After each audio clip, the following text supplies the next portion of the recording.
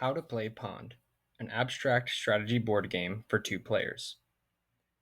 The object of the game is to score 10 or more of your own pieces by creating matching sets of symbols. To start, give each player 13 pieces of one color, eggs facing up.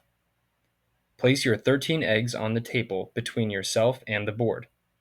This area is called your spawn. The player with the light pieces takes the first turn. Then, turns alternate. Each turn consists of the same 3 steps in the same order. First, perform an action with one of your pieces. Then, develop adjacent pieces. Finally, score resulting sets. When performing an action with one of your pieces, your options will depend on the symbol of that piece. Eggs, tadpoles, and frogs behave differently. An egg may be taken from your spawn and placed into any unoccupied space on the board. Eggs are the only pieces that can be added to the board. While on the board, eggs can't move. A tadpole can move into any orthogonally adjacent unoccupied space. Diagonals are never used. A frog, like a tadpole, can move into any orthogonally adjacent unoccupied space. A frog can also hop to an unoccupied space that is 2 steps away in a straight horizontal or vertical line. You may never place or move a piece onto an already occupied space.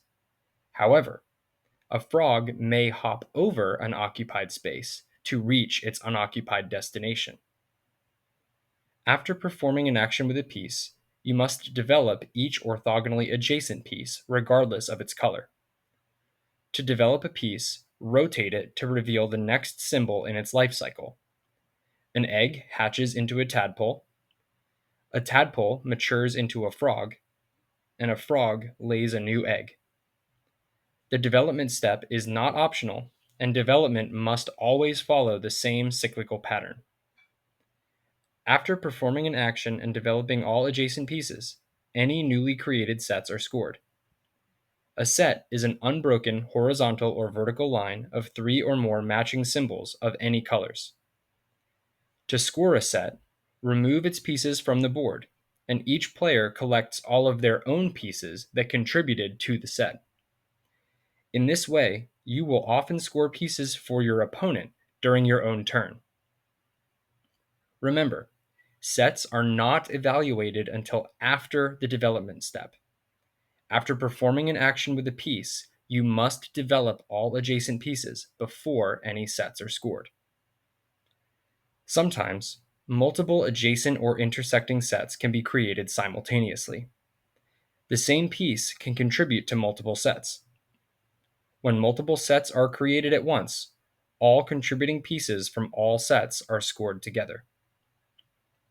Once you've performed an action, developed adjacent pieces, and scored any resulting sets, your turn is over, and it becomes your opponent's turn.